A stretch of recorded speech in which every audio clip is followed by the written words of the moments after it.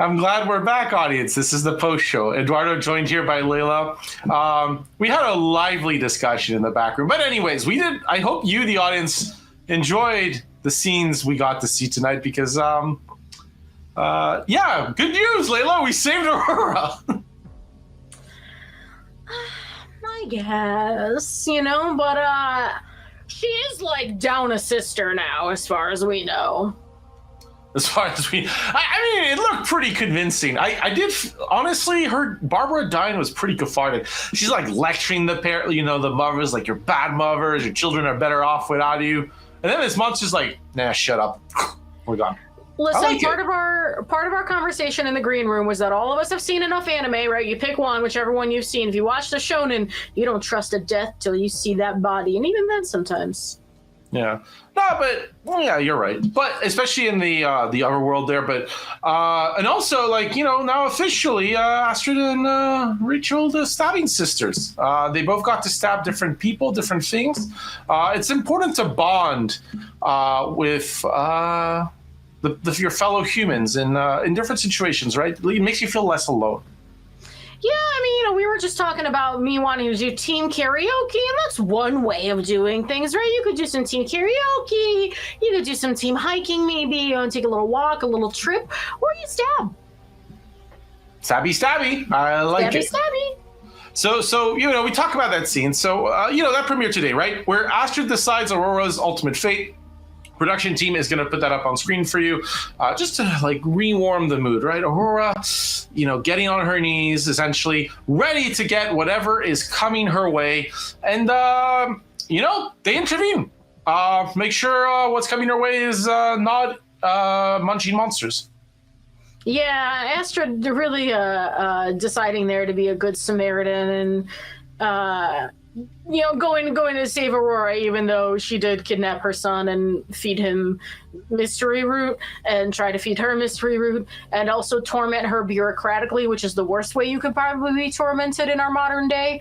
And then also threaten to take her kid away. There's a litany, of things Aurora did, but Astrid decided, no, today I'm going to be a good person. And save her.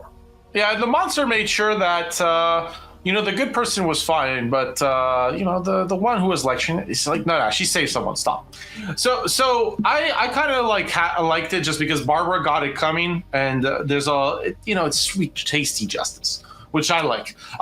But what was interesting to me as well, obviously that scene was big, right? Because we saw, as you said, we didn't see the body, but we didn't see Barbara in the best shape. What was interesting to me is how foggy the actual not Otherworld was, also known as regular world. Because honestly, Layla, it's very foggy out there. It's too damn foggy out there, if you ask me. Really quick, before we continue this conversation, I'm just keeping a little eye on chat. Happy early birthday to Jinx Sprinkles, one of our regulars, HBD. Happy birthday. Hopefully you are not stuck in a horrible rust prison where you're chased by monsters. But yeah, well, can you elaborate on the question a little bit for me? Oh, sure. Well, I mean, so here's the thing, right? And also the funny part is it seems Krista didn't have enough. She's still going after Eric and her daughter. We're starting to see other people in Pennsylvania who are less fans of the Foundation. Yes, in that sense. Whew, man, yeah. The temperature in the regular world is certainly rising, even though statistically I suppose it should be falling if there's fog. Man, I get it. Right, the Foundation seems to be nothing but trouble, so I'm not super surprised that that's happening.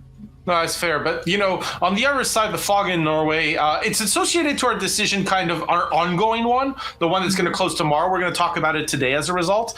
So our production team is going to put our ongoing decision on screen. Layla, if you can read us through it, because it is going to be important what happens from there for tomorrow. Absolutely, we got a fate decision for Brits, which is what will she tell Orson about Ava's shooting? Will she take the redemption path where she tells him the truth? Take the suffering path where she tells him he's too young to know? Or C, tell him Ava was a victim, which is the damnation path? I agree that the last option should be the damnation path. I definitely agree with that. Yes, because she made a decision, she acted on that decision, and then now everybody is living with the consequences of her decision. How do you even begin to explain that to a child? Yeah. No, like, what's funny about this, right? Astrid, Rachel, the overworld. Yeah, a lot of action, some sisters getting busy dying, getting busy living, all the good stuff. Brit has probably got the hardest parenting decision, and she's not the actual parent of any of these children. No, she's not. Probably for the best, too. But, she has an aunt, and being an aunt is a lot of responsibility. And Astrid is a little preoccupied, I'd say. At the moment, maybe a little. Chasing down her son's kidnapper and apparently saving her from a monster. Squawk Muffin says, just give Orson a hug. He never even got chocolate. It's kind of, actually, yeah, you know what? Totally fair on that one. Maybe option D is distract chocolate up. But the Johansson family really integral to our story in Norway. So our production team is going to kind of put up Norway. Layla, this is what we had in our pre-show. We already went a bit through this. I'm going to ask you to do so again because, we have new context after that scene we just watched. Absolutely. So, story in Norway so far is that Nils shares his concern that Orson is acting like Ava and wants to tell the boy the truth about Ava's crimes. Aurora, the Herald, claims eating a mysterious root is the key to understanding what happened to Orson. And then Rachel and Astrid converge again and learn the true motivations of the Heralds. And now there's one less of them. No, well, remember Barbara was saying, like, you deprived her of eternity? Good news, Barbara got eternity. It's a gift. It's important to give to the people you dislike in your life that gift. So who wants that, honestly? But, like the context there of essentially Nils is also in trouble, right, in this situation. It is not an easy situation as well, because Nils dealing with their trauma at the same time as trying to talk to Brit, who's trying to figure things out. That was for me, like, I'm glad we got to see Barbara get munched on, so to speak, but that scene was definitely an eye-opener for me tonight. Yeah. If you were to receive eternity from any of our monsters, which one would you rather it be? If I was to, that is an excellent question. Look, I like animals. I want to make sure good doggos are at least fed. So I go with the Snarl. Not the easiest for me, but at least I'm sure that somebody got their food. Like, it's important for me. Like, taking care of animals, very important to me. So like that would be like my way to go. Making sure that we take care of our good and bad boys alike. Good. Yeah, seeing Barbara get smothered, I'd like to go out on a hug. That sounds nice. Hug me to death. Sure. Sorry, to eternity.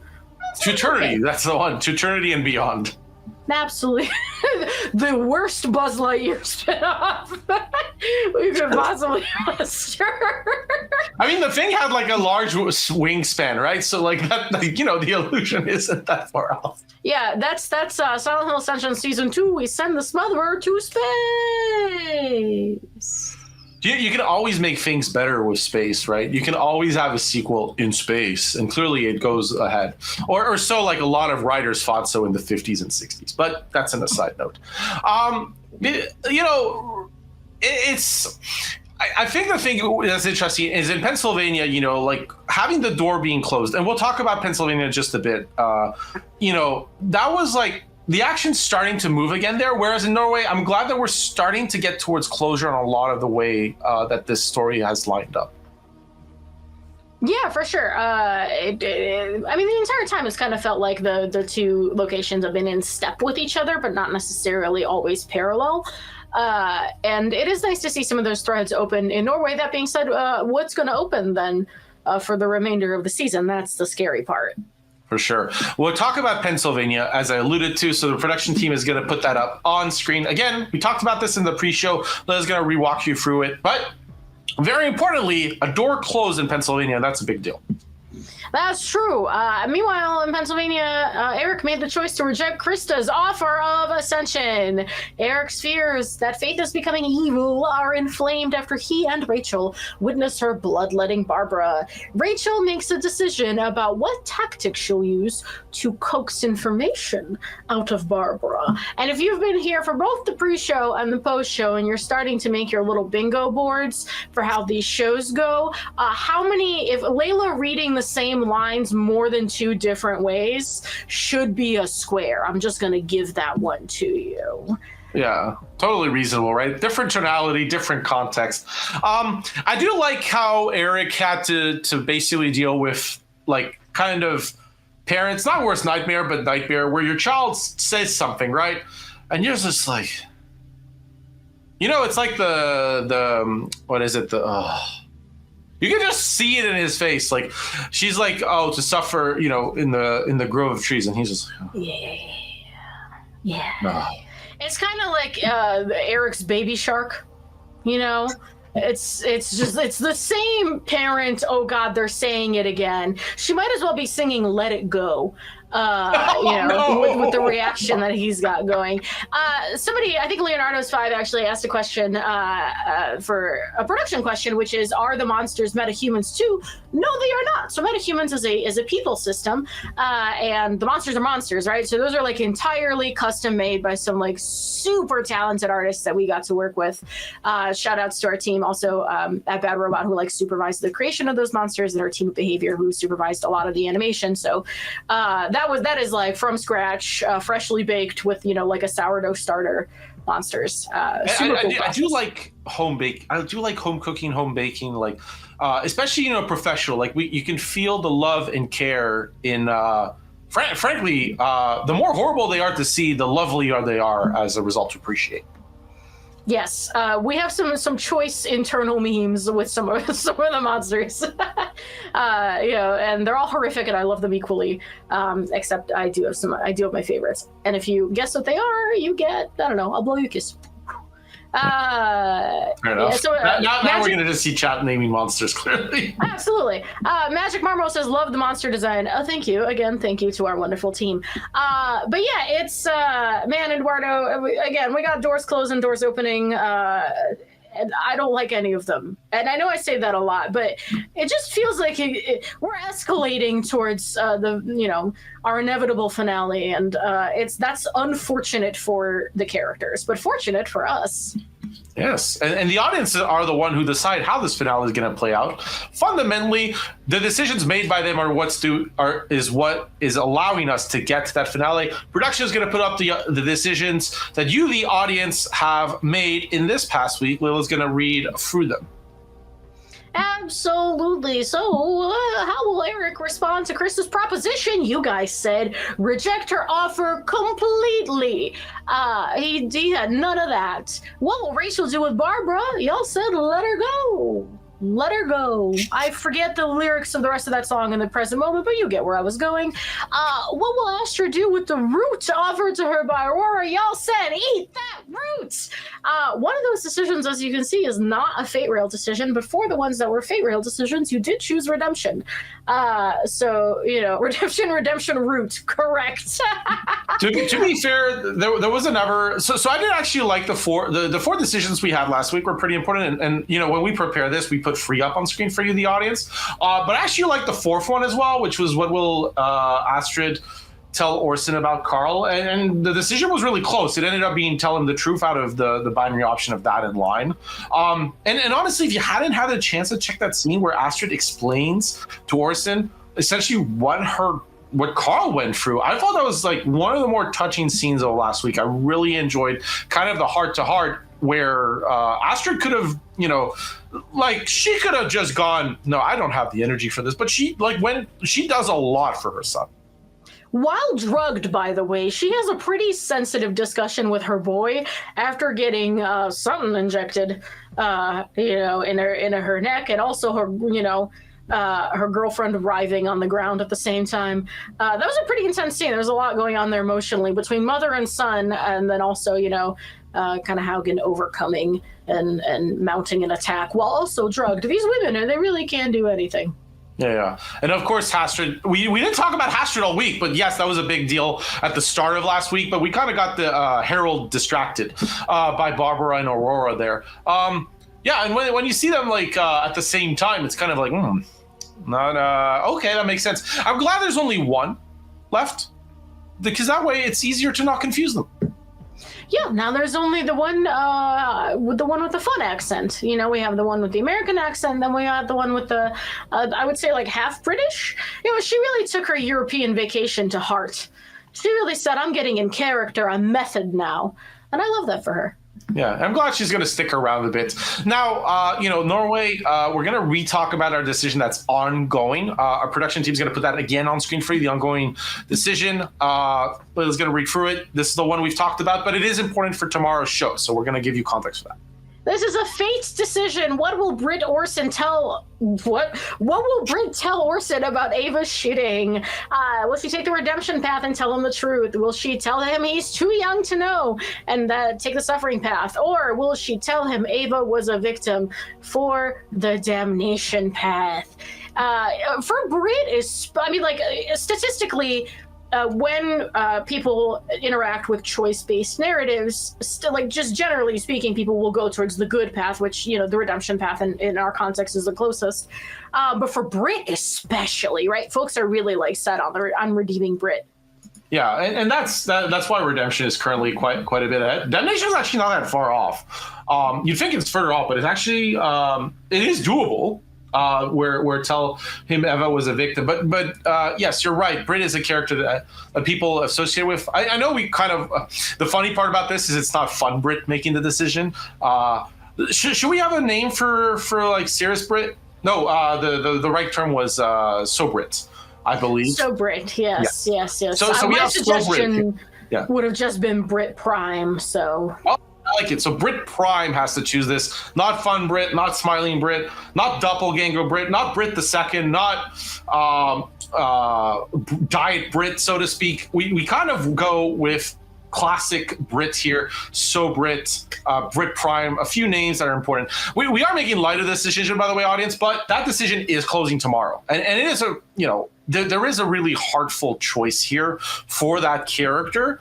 So do try to pay attention to it in that sense. You know, this is a really difficult moment for the aunt of a child who's going through. I don't actually know what Orson going through fundamentally. Like, it's just awful. A lot of awfulness is what Faith and Orson went through and are going through.